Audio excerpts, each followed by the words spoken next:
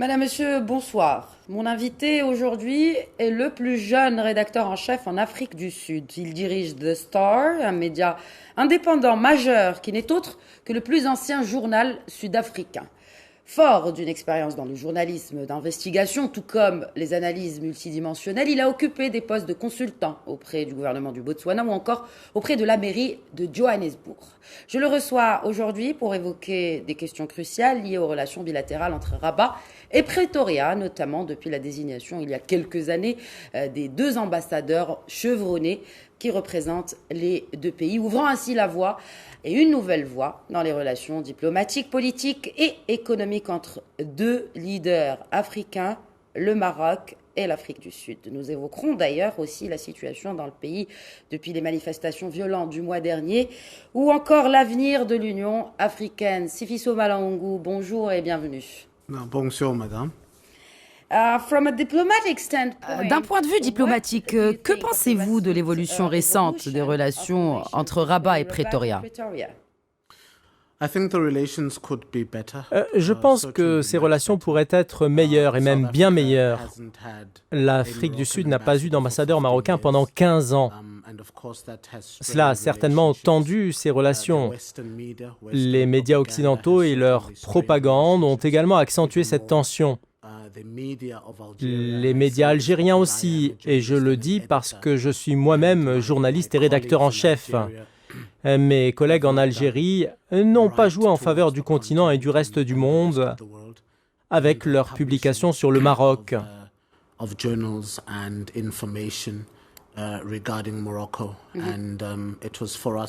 Et c'était à nous de corriger une partie de cela.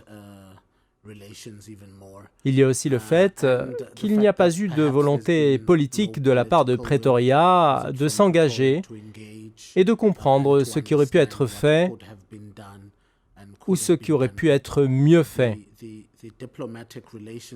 Les relations diplomatiques se sont toujours basées sur ce que publient les médias qui influencent l'opinion publique, mais aussi les gouvernements. Et je pense que nos gouvernements ont été endoctrinés par certains rapports inexacts et manquant de partialité parce qu'ils ne provenaient pas de Rabat. Beaucoup ne provenaient même pas du continent. Je pense donc que ces relations bilatérales ont été intoxiquées par cette désinformation. En revanche, ces 2 dernières années, les choses se sont améliorées. Nous avons désormais un ambassadeur sud-africain à Rabat, ce qui est prometteur, mais les choses pourraient certainement s'améliorer encore davantage.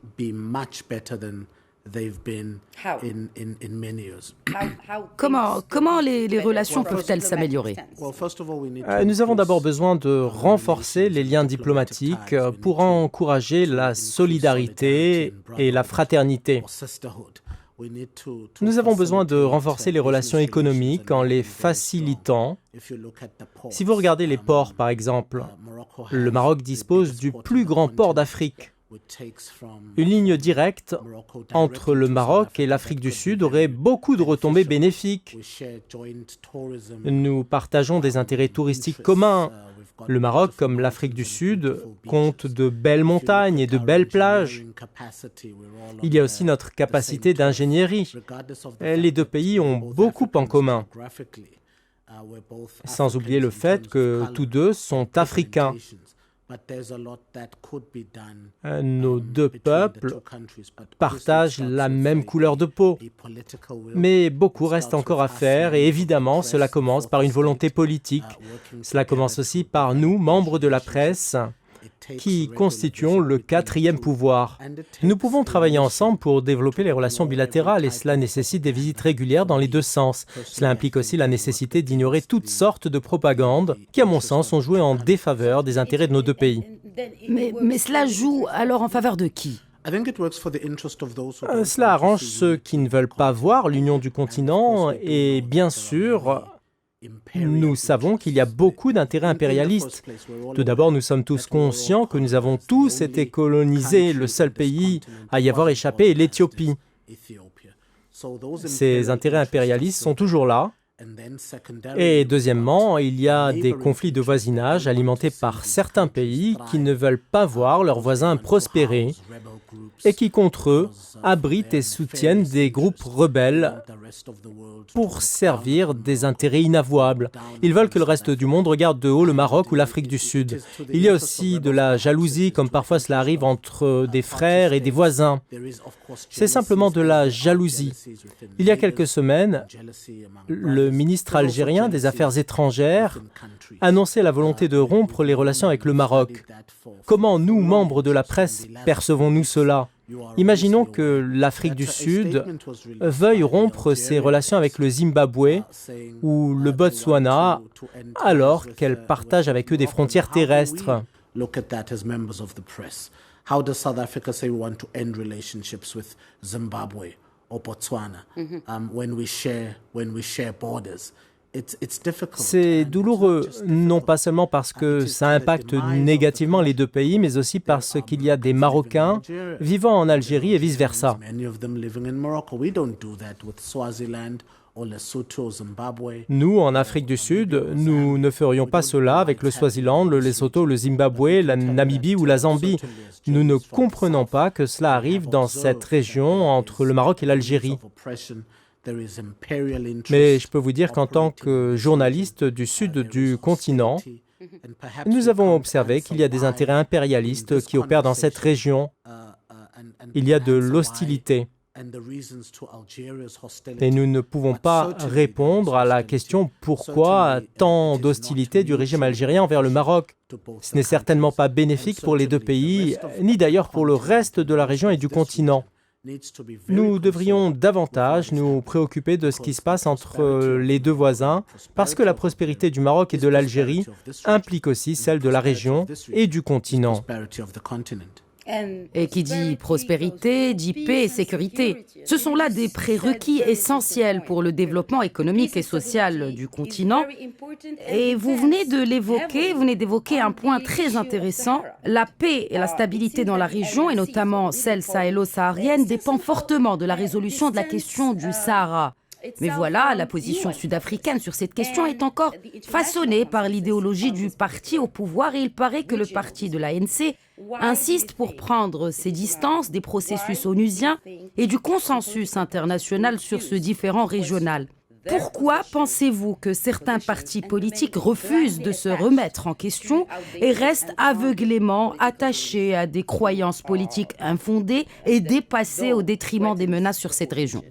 Je pense que c'est regrettable que cela soit toujours d'actualité, mais c'est là encore l'une des retombées de la campagne de désinformation qui existe dans la région. Quand vous étudiez les modèles des fake news, il ne faut pas croire que les fake news ont commencé avec Twitter ou Facebook. Les fake news ont commencé avec la colonisation, avec la création artificielle des États et les accords du Commonwealth. Il y a beaucoup de fake news et beaucoup de déformations de la réalité. Regardez ce que fait l'Union africaine en donnant au Polisario du pouvoir et une représentation en son sein. Cela devrait questionner certains d'entre nous sur la raison pour laquelle cette entité trouve une voie dans l'Union africaine. Pourquoi et comment un groupe rebelle trouve une représentation dans une institution qui réunit des États ? Car l'Union africaine représente des États et des pays de l'Afrique. Elle ne peut pas représenter le Polisario, ni Boko Haram, ni aucun des mouvements sociaux de l'Afrique de l'Ouest.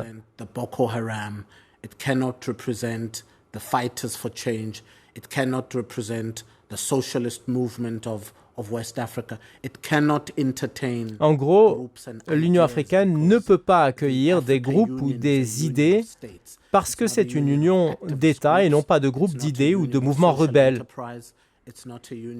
Ce n'est pas non plus une fédération d'écrivains ou de joueurs de tennis. Et il faut se rappeler de cela. Beaucoup ne comprennent pas pourquoi on donne une tribune à ces voix sans passer par les bons canaux. to say what does the state say, inherently what is a state. So there's work to do in. Il y a donc un travail à faire sur le continent, car je pense que l'Union africaine a poussé l'Afrique du Sud à définir sa position sur l'Afrique de l'Ouest. La position que le pays prend par rapport à beaucoup de pays, dont le Maroc, est regrettable. Mais une grande partie est de la désinformation colportée par le canal de l'Union africaine. Celle-ci ne prend pas la responsabilité de trouver une voie de détente. Des pays comme le nôtre absorbent cette désinformation qui émane de certains membres de l'Union africaine. Mais sur beaucoup de positions, telles que la réponse à la Covid, le problème du Polisario ou de la faune et des éléphants du Botswana ou encore la problématique de la pauvreté en Éthiopie, sur tout cela, l'Union africaine est inexistante et n'a pas assisté nos populations. Alors pourquoi continuons-nous à prendre l'Union africaine au sérieux? Je ne sais pas. Quelle est la solution alors? L'Union africaine doit-elle repenser sa stratégie pour le continent? Quels sont les changements nécessaires? Ils réfléchissent beaucoup depuis 20 ans. Vous n'avez qu'à consulter le site web de l'Union africaine. Chaque déclaration, l'Union africaine est préoccupée, l'Union africaine considère, l'Union africaine est en train de repenser, l'Union africaine étudie tel rapport, l'Union africaine n'a rien fait de concret finalement pour assister le continent selon moi. L'exemple clair est celui de la pandémie de Covid-19. L'Union africaine a été absente dans la fabrication de vaccins pour les populations africaines. Malgré tous les vaccins disponibles à travers le monde, seulement 2% de la population du continent africain a pu en bénéficier. Et pourtant, nous disposons d'une instance mère qui se fait appeler Union africaine. Ils n'ont rien fait pour aider les plus pauvres dans leur processus de vaccination et ils n'ont pas clamé que la sécurité alimentaire était assurée dans ces pays. Nous ne voyons qu'une suite de déclarations et nous voyons des pays occidentaux tendre la main. Ma préoccupation est que nous subissons un nouvel impérialisme rampant en Afrique. Où est alors l'Union africaine pour le contrer? Ce retard de vaccination implique qu'il ne peut y avoir de déplacement à travers le continent. Cela a pour conséquence que les échanges commerciaux en Afrique sont historiquement au plus bas. Le tourisme l'est tout autant.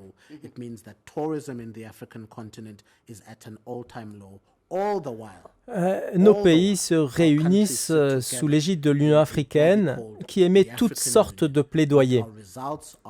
Mais le résultat, c'est que nos économies, notre tourisme, notre agriculture, nos relations bilatérales sont au plus bas.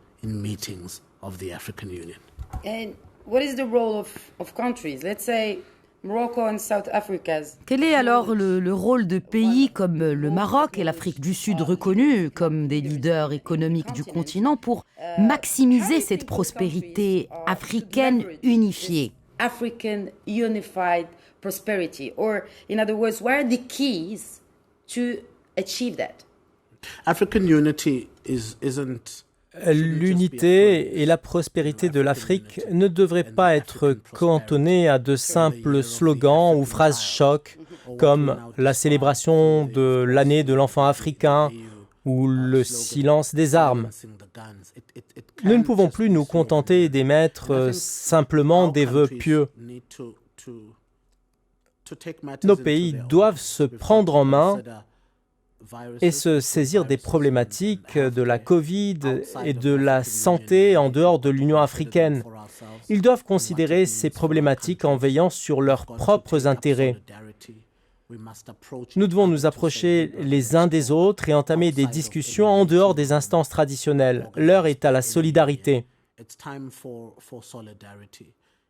Si l'on considère le rêve libyen et le rêve de Nelson Mandela qu'un jour l'Afrique puisse être unie, il est alors temps que l'Afrique prenne bien sûr des positions pragmatiques, loin de toute croyance impérialiste et des documents rédigés par les colonisateurs. L'Afrique du Sud, le monde et l'Afrique savent précisément et clairement ce qu'est l'unité africaine et ce qu'est le rêve africain. Nelson Mandela disait, je le cite, « Nous ne devons jamais permettre à l'Occident de dicter qui sont nos ennemis. Nous devons vraiment nous approcher les uns des autres et dire comment nous pouvons tendre la main. » Fin de citation. En fait, nous nous attendions à ce que nous avons vu se passer en Europe pendant cette pandémie avec l'aide alimentaire expédiée au Kenya, en Éthiopie, les masques en provenance du monde entier et les médecins envoyés dans les pays et régions du continent les plus pauvres et les plus touchés par le virus. Nous avons vu des médecins, des ingénieurs et des spécialistes de différents pays envoyés en mission humanitaire sur le continent. Toutes ces aides n'auraient pas pu être fournies par l'Union africaine. L'Union africaine n'a rien fait. Mais il est certainement temps pour les dirigeants africains, ceux d'entre nous qui réfléchissent, qui dirigent et qui assument leurs responsabilités, il est temps de prendre les choses en main et de montrer la voie de la prospérité, de dire comment agir en 2021. Alors, comment cela, justement, peut se concrétiser entre Rabat et Pretoria? Surtout que vous avez parlé du vaccin et le Royaume du Maroc fabriquera ses propres vaccins anti-Covid. Le vaccin marocain devrait d'ailleurs être prêt très prochainement, d'ici la fin de l'année. Alors, comment pensez-vous que nous pourrions tirer avantage de la coopération économique et sanitaire entre les deux pays, le Maroc et l'Afrique du Sud? Le dialogue ira au-delà de ce domaine de coopération. Je pense que le Maroc et l'Afrique du Sud vont dynamiser la coopération entre le nord et le sud du continent. Ça doit commencer par nos pays, la coopération entre les deux extrémités nord et sud du continent, et ça doit commencer par une action de solidarité. Je pense que si nous voulons développer un esprit de solidarité, ça doit commencer par la lutte contre la Covid-19. Il va falloir s'asseoir et discuter les étapes, les défis, les espoirs et les aspirations pour nous tous.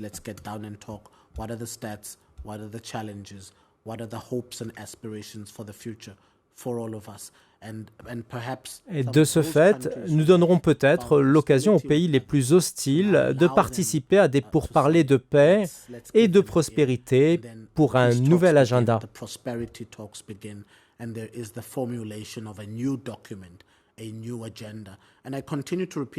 Au risque de me répéter, il est temps pour nous de prendre les choses en main et cela signifie qu'il va vraiment falloir asseoir une coopération en dehors de l'Union africaine.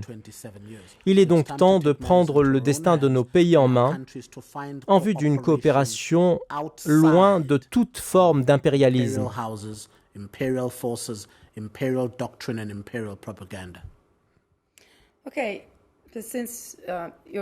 Vous êtes donc en visite au Maroc et vous avez vous-même interviewé M. Nasser Bourita, notre ministre des Affaires étrangères, de la coopération africaine et des Marocains résidant à l'étranger. Quelle a été votre impression après cette interview? Bien sûr, dans la même veine de ce que nous avons discuté, c'est-à-dire cette volonté d'aller peut-être au-delà de la situation du passé vers une coopération future, une coopération africaine, une coopération entre le Maroc et l'Afrique du Sud. Écoutez, mes études ont porté principalement sur l'Afrique. Mes études de 3e cycle se sont déroulées sur le continent africain et sur la manière dont l'Afrique peut se développer sans ingérence extérieure. En tant qu'étudiant en sciences politiques, j'ai toujours été intéressé par la manière dont ce continent peut fonctionner, sur la façon dont la paix et la stabilité peuvent voir le jour Et comment un visa peut vous emmener du Cap jusqu'en Égypte. Vous connaissez sûrement l'expression du Caire au Cap.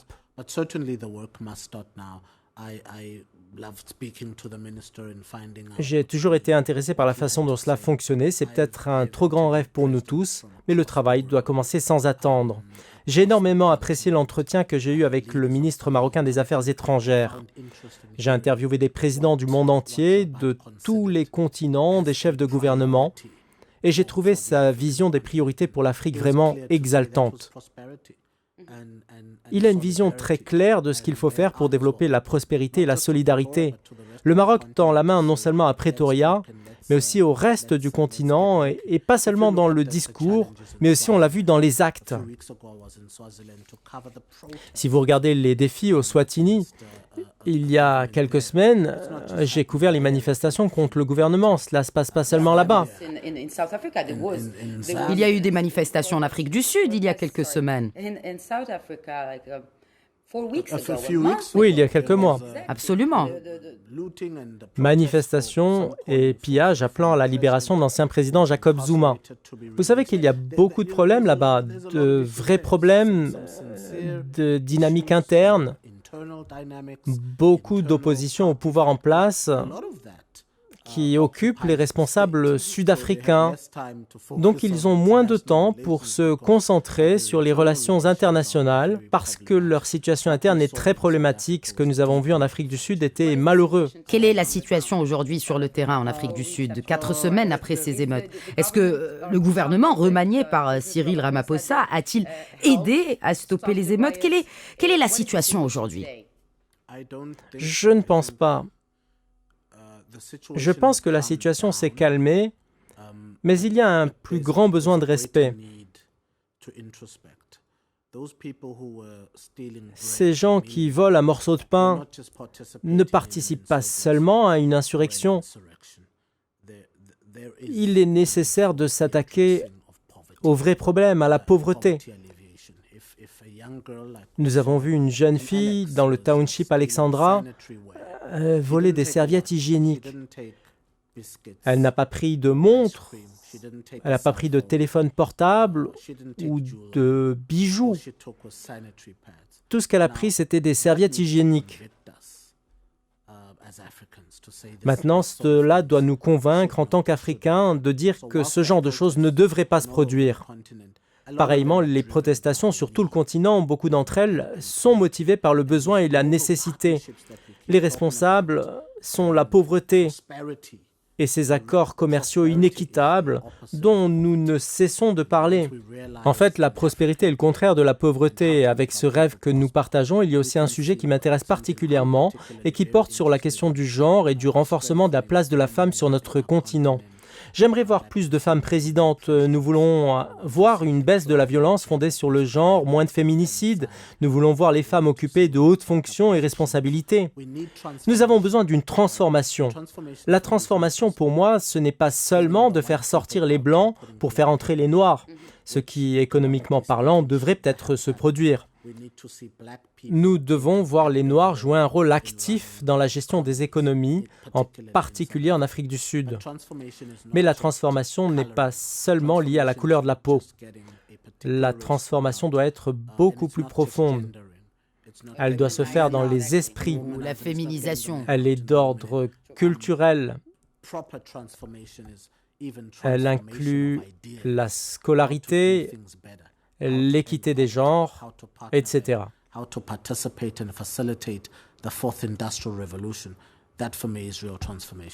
Last but no means least, Votre visite est donc la première au Maroc et certainement pas la dernière.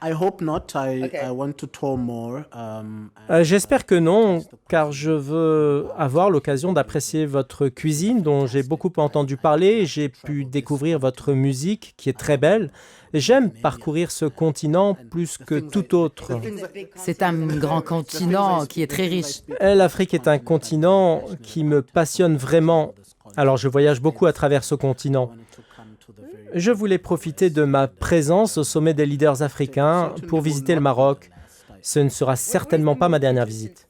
Quel est le fait le plus marquant qui a retenu votre attention, Sifiso, lors de votre visite au Maroc?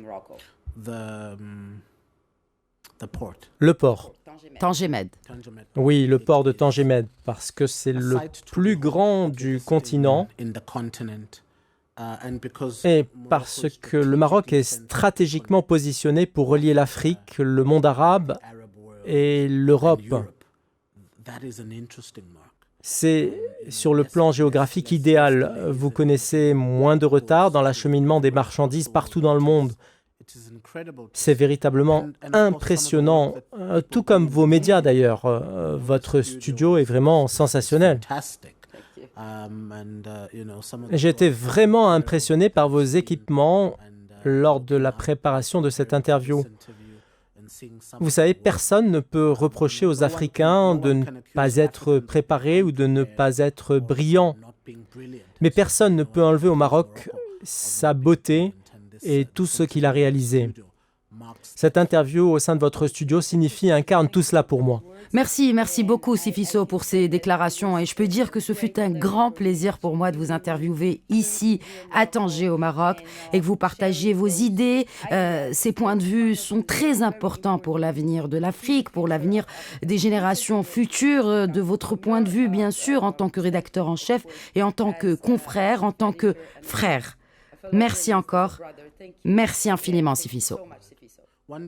Un jour, nous devrions inverser les rôles. J'aimerais vous entendre votre point de vue sur le continent africain. Avec plaisir.